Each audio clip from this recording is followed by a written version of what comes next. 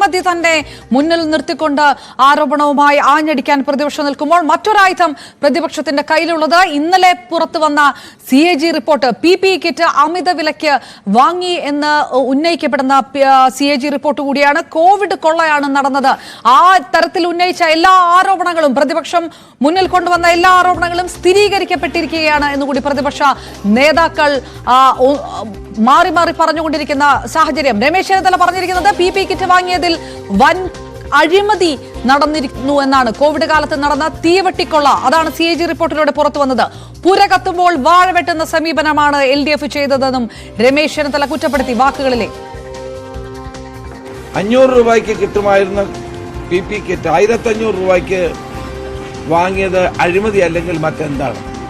500 രൂപയ്ക്ക് 450 മുതൽ 500 രൂപയ്ക്ക് വരെ PPE കിറ്റിന് ഓർഡർ കൊടുത്തിട്ട് അത് ക്യാൻസൽ ചെയ്തിട്ട് മറ്റൊരു കമ്പനിക്ക് 1500 രൂപയ്ക്ക് വാങ്ങിക്കാൻ വേണ്ടി നടപടി സ്വീകരിച്ച ആരോഗ്യമന്ത്രിയും ഇതിനകത്ത് വൻ അഴിമതിയല്ലേ കാണിച്ചിട്ടുള്ളത്?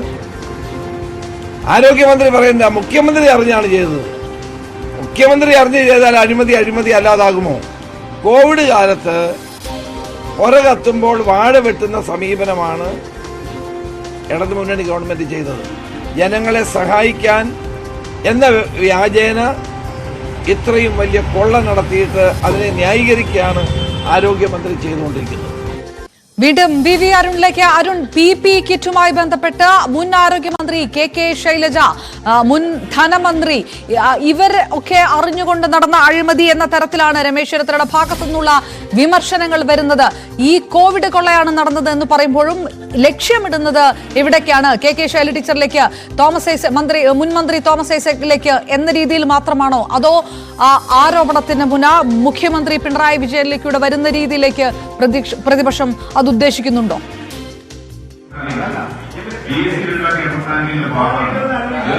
PPE കിറ്റ് അഴിമതി മുൻ ആരോഗ്യമന്ത്രി KK ശൈലജ ലക്ഷ്യമിട്ടാണ് പ്രതിപക്ഷത്തിന്റെ ആരോപണങ്ങൾ. നേരത്തെ തന്നെ പ്രതിപക്ഷം ശക്തമായ വിമർശനം വിഷയത്തിൽ ഉന്നയിച്ചതാണ്. ജനങ്ങളുടെ ആരോഗ്യത്തിന്റെ അടിയന്തര ആവശ്യം സാഹചര്യമൊക്കെ പരിഗണിച്ചുകൊണ്ടെന്ന് പറഞ്ഞുകൊണ്ട് ഈ PPE കിറ്റുകൾ വാങ്ങിക്കൂട്ടുമ്പോൾ, ഉയർന്ന വിലയ്ക്ക് വാങ്ങിക്കൂട്ടുമ്പോൾ അതിന് വലിയ അഴിമതി ഉണ്ട് എന്ന് പ്രതിപക്ഷം ആരോപിച്ചതാണ്. അവരുടെ ആരോപണത്തിന് ബലം നൽകുന്നതാണ് CAG റിപ്പോർട്ട്. അത് ആരോഗ്യമന്ത്രിക്കെതിരെയും അതുവഴി മുഖ്യമന്ത്രി പിണറായി വിജയനിലേക്കും എത്തിക്കാനാണ് പ്രതിപക്ഷത്തിന്റെ ശ്രമം. ആ വിഷയം ഇന്ന് സഭയിൽ ഉന്നയിച്ചേക്കും. ഇപ്പോൾ ഈ റൂൾ 50 നോട്ടീസ് സ്പീക്കർ പ്രതിപക്ഷം നൽകിയ നോട്ടീസ് സഭയിൽ വായിക്കുകയാണ്. ഒരുപക്ഷെ അതിലേക്ക് ചർച്ച പോകാനും സാധ്യതയുണ്ട്. പുറത്ത് പ്രതിപക്ഷ സംഘടനകൾ സെറ്റയുടെ നേതൃത്വത്തിൽ UDFന്റെ, കോൺഗ്രസിന്റെ സംഘടനകളും അതുപോലെ തന്നെ CPI സംഘടനയായ ജോയിന്റ് കൌൺസിലും സമരരംഗത്താണ്. ആ വിഷയമാണ് ഇന്ന് പ്രതിപക്ഷം റൂൾ 50 നോട്ടീസായി സഭയിൽ കൊണ്ടുവരുന്നത്. ഇപ്പോൾ ആ നോട്ടീസിന് മറുപടി പറഞ്ഞുകൊണ്ട് ധനമന്ത്രി KN ബാലഗോപാൽ സംസാരിക്കുകയാണ്. കേരളത്തിലെ സർക്കാർ ജീവനക്കാരുടെയും അധ്യാപകരുടെയും പെൻഷൻകാരുടെയും ശമ്പള പരിഷ്കരണവും കുടിശ്ശികയും ക്ഷാമബത്ത കുടിശ്ശികയും ലീവ് സറണ്ടറും അടക്കമുള്ള ആനുകൂല്യങ്ങൾ കഴിഞ്ഞ 5 വർഷത്തിനിടയിൽ നൽകാത്തതും 12ാം ശമ്പള പരിഷ്കരണ കമ്മീഷൻ നിയമിക്കാത്തതുമായ സർക്കാർ നടപടി ചർച്ച ചെയ്യണമെന്നാണ് പ്രതിപക്ഷത്തിന്റെ ആവശ്യം. ഈ പ്രതിപക്ഷത്തിന്റെ ആവശ്യത്തിന് ഇപ്പോൾ ഈ നോട്ടീസിന് മന്ത്രി KN ബാലഗോപാൽ മറുപടി പറയുകയാണ്.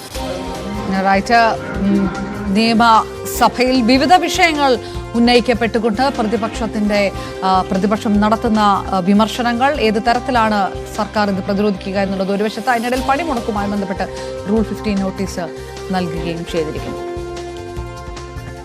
ഒരു വിഭാഗം സർക്കാർ ജീവനക്കാരുടെ സമരം നടക്കുകയാണ്. പ്രതിപക്ഷ സംഘടനകളും ഒപ്പം CPI ജോയിന്റ് കൌൺസിലും സമരമുഖത്ത് ഉണ്ട്. സർക്കാർ ആശുപത്രികളിലെ വാർഡുകളിൽ കഴിഞ്ഞവർക്ക് കാലാവധി കഴിഞ്ഞതും ഗുണനിലവാരമില്ലാത്തതുമായ മരുന്നുകൾ വിതരണം ചെയ്തുവെന്ന് കൺട്രോളർ ആൻഡ് ഓഡിറ്റർ ജനറലിന്റെ കണ്ടെത്തൽ. ഗുണനിലവാര പരിശോധന നടത്താതെ മരുന്നുകൾ വിതരണം ചെയ്തതായും റിപ്പോർട്ടിലുണ്ട്. മരുന്ന് വിതരണം ചെയ്യുന്നതിൽ കാലതാമസം വരുത്തിയ കമ്പനികളിൽ നിന്ന് 9.76 കോടി രൂപ പിരിച്ചെടുക്കാനുണ്ടെന്നും റിപ്പോർട്ടിൽ പറയുന്നു.